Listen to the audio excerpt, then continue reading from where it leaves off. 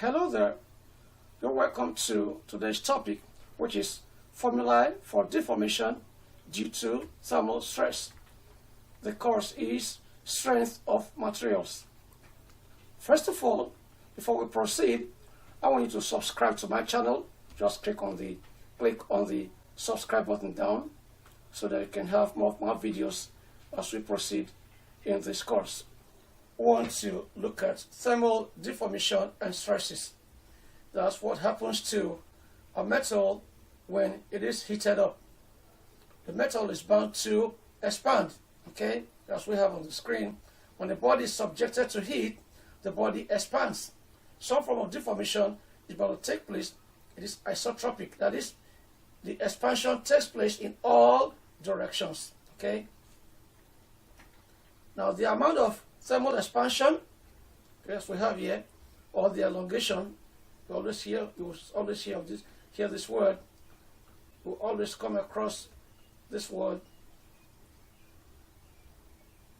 You always come across this word, elongation, okay? That is the same thing as the extension. It's given by delta T. You have the elongation, okay? Delta T, okay, is equal to alpha, okay, L naught delta T. That is, this is the coefficient of thermal expansion. This is the original length, L naught, okay, and that. So I call it ALT. ALT, okay? Call it ALT as alt, okay? The change in length, the increase in length, we can call it what? Alt. That is, this alpha, okay, this original length, and this change in temperature. But if you want to write it out during your exams or you're explaining, write in this form, this alpha times L, we just say the same thing as alpha L delta T, okay? Like that, it's the same thing. Okay, so this is a change in length. Then we have another formula for the thermal stress. I'll give you another video where we'll explain all this was in detail. But I just want to give you the basic formulas that you need. This is the change in length. So we have the stress, okay? Stress due to thermal expansion, okay, is equal to heat. I call it heat. Okay, that is E, okay, then times this times change in temperature. Young modulus times coefficient of thermal expansion, okay, I call it heat. Heat. You know, this is your capital E, this is your alpha, and this is your T, change in temperature. So just take note of these formulas, okay? Take note of them. You have this. Yes, you have this. Then you have the next one. These are the two formulas you will need, okay? This change in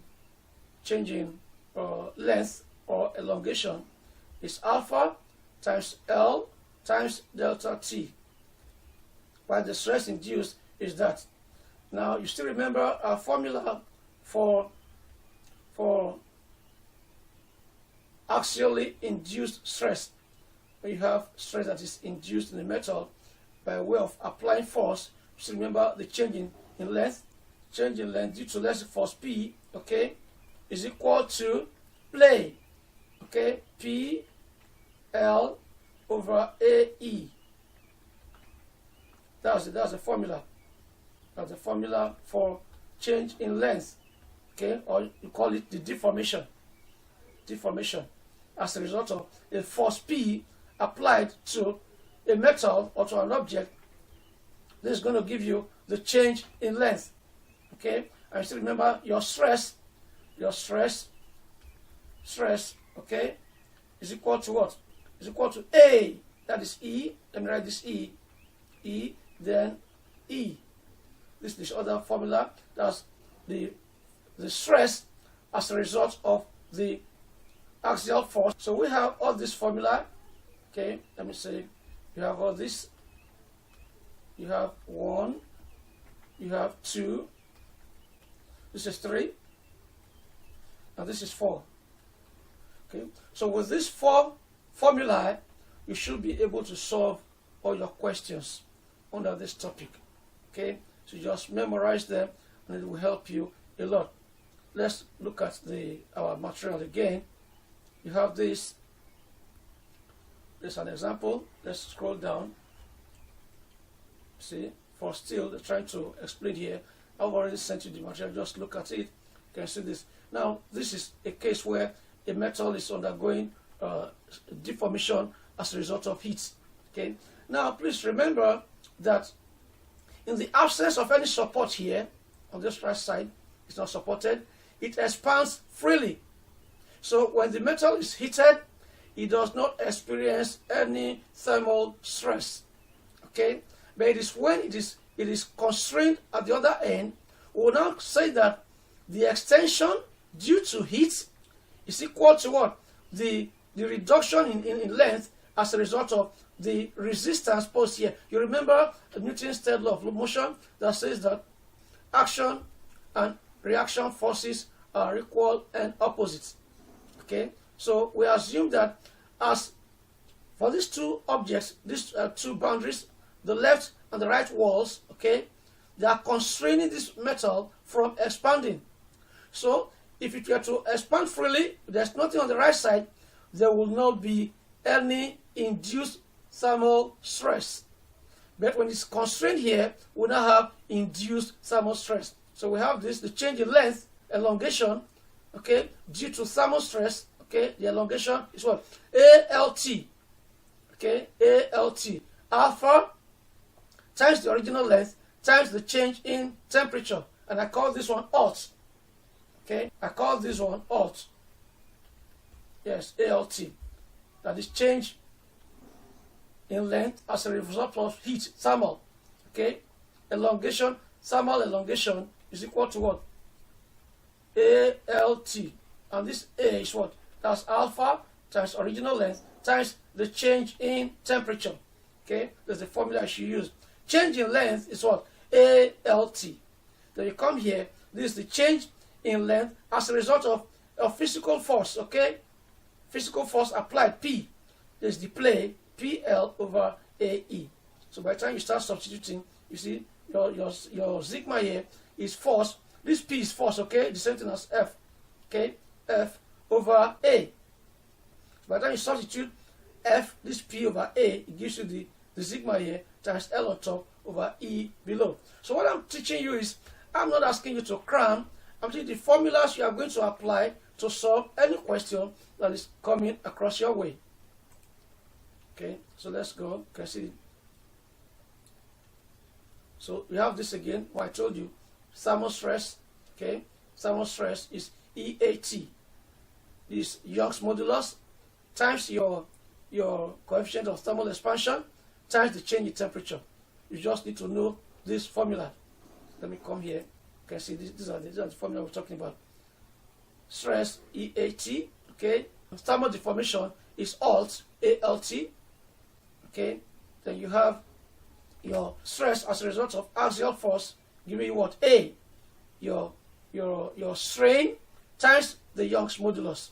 Okay, strain times the Young's modulus. This is your strain. Some books use E. Okay, some books use E. Why this is our what? Our Young's modulus. Okay, so with all these formulas, you should be able to solve questions under this topic. Okay, so let's take an example. A steel rod of length L and uniform cross-sectional area A is secured between two walls as shown in the figure. Use L equal to 1.5 meters, E is equal to 200 gigapascals. Then we have alpha is equal to this, okay, and change in temperature 80 degrees Celsius. Then calculate the stress for a temperature increase of delta T for the walls are fixed. Okay, the walls are fixed. So you can see that solution. This is what we're talking about here.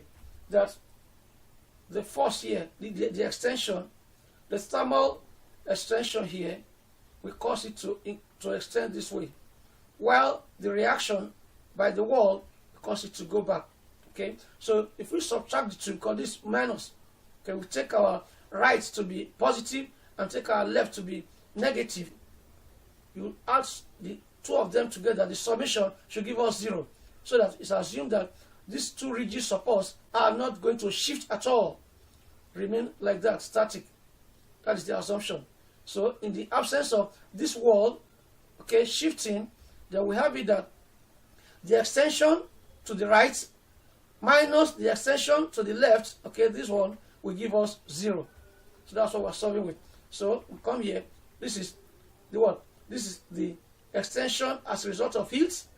This is the extension as a result of the what do I call it? The body. That's the rigid part now. And we know it's not actually moving because it's assumed that this one is in place. So if you subtract the two, it will give us 0. So we're now substituting into that. Okay, you see this is alpha, this change the temperature, this original length minus this. By the time you solve for that, your arrow, this arrow is the same thing as our P, okay, our force. That's arrow is reaction. Okay, it's reaction there. So therefore arrow is equal to what? Making the subject of the formula here, it gives you A E alpha delta T. Okay, F E alpha delta T. We have stress, okay? Stress is equal to heat. It's heat, that is E alpha delta T. Okay, then the force, this force now, force is the same thing as you just add area to it. E alpha A delta T. Okay, so you just solve from there. That's why we're having this A E alpha delta T. That's the force. So by the time you substitute the values, you will get the answer as 187.2 megapascals. What we're actually looking for is that we should find what? The stress. Look at it. The walls are fixed. Calculate the stress for a temperature increase of delta T. For the walls are fixed. So when the walls are fixed, you have this relationship that the stress, okay, is equal to the reaction, okay, by the wall, because you remember the heat is causing our metal like this, is causing to expand, okay, while the wall that is fixed is pushing back at the expansion. So if you substitute that, it will give you the answer. Okay, if I scroll down, let's go back. Let's go back. You can see this. See, so you should use L 1.5 meters. Okay, L 1.5 meters. This is E 200 gigapascal. Now this E, should be careful. Okay, should be careful when you're solving with it. This E here, E is equal to 200 gigapascals. That is equal to 200 times 10 raised to the power 9, okay, pascals, or 200 times 10 raised to the power 9 Newton per meter squared. Now, if you're given a question where the dimensions are they are in mm, that's millimeters, okay, if they are in millimeters, you should make sure that you convert your E to newtons per millimeter square. This one, the E should be there. If your unit here, the length is in millimeters, this one should be in newton per millimeter square.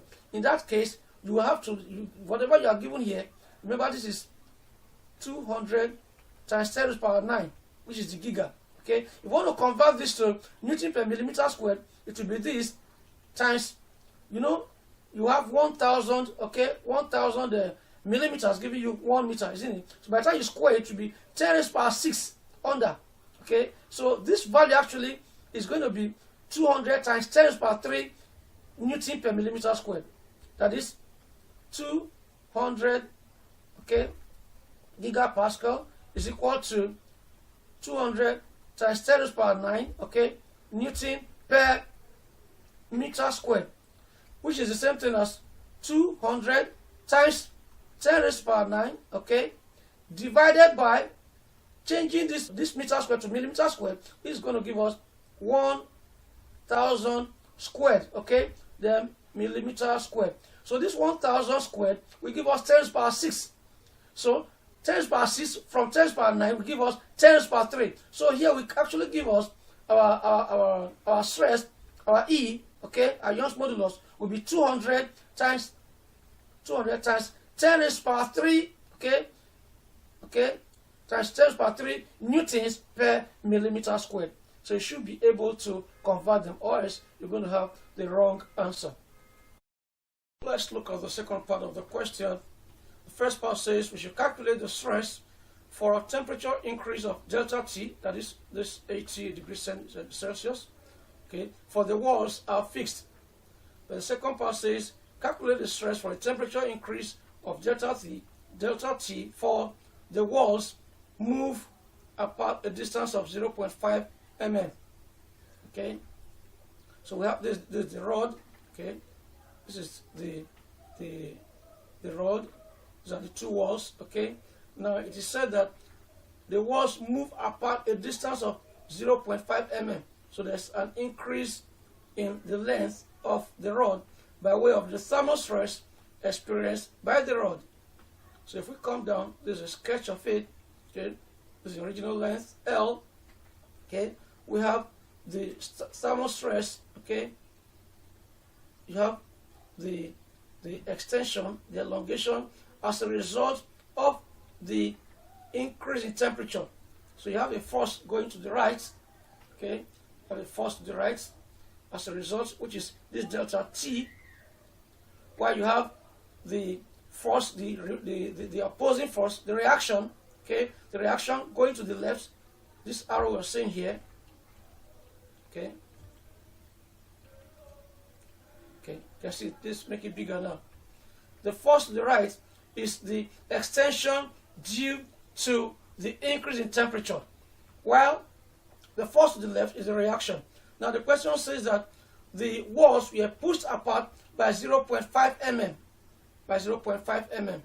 which means that the extension, extension due to heat, thermal elongation minus the reaction, okay, is equal to the difference in length. Difference in length is the 0.5 mm. I hope we understand. So we have that because this part here, okay, this 0.5 mm. Let's go back. See, it said calculate the stress for a temperature increase. We are calculating the stress of P. Okay, you can use any letter at any time. You have that letter, that arrow L over AE is what we used to call in our class this one. This arrow L over AE or AK is what we're calling play. So it's our play, okay? So the P is the force P, which is the reaction, times the initial length all over the cross-sectional area times Young's modulus. So that's equal to the extension, okay, the extension into the wall, because the total extension this time around is this, okay, minus the original one. That's what we're having, okay. So that's it. So arrow from here will give us AE into all this. By the time you do your mathematics and you factorize, you will get that as the answer, okay. You get your arrow from here. If you make arrow the subject of this formula, okay, make arrow the subject of this place, you get R equal to AE into all this. Do you understand? L is common to both of them, so L will cancel. So the compressive stress is then this. The stress equal to R over A equal into all this. Okay? That is how to solve it. Just go ahead and plug in the values. You can see in this class we are not spoon feeding you, we are not teaching you maths here. We are teaching you strength of materials. So once we are through with the strength of materials, you go ahead and complete the mathematical aspects. Do you understand? This R there is equal to AE into, by the time you factorize this, okay, you get all this into alpha delta T minus this over this. Okay, you have been given a delta subscript W. Okay, that's the extension. It's 0.5. That's it here. Okay, this is it here. Over original length, capital L, 1.5. Okay, 80 is the DT, change the temperature, which is this DT. Your alpha is 11.5. That is okay. So your E is the Young's modulus. So solve this and confirm the answer here.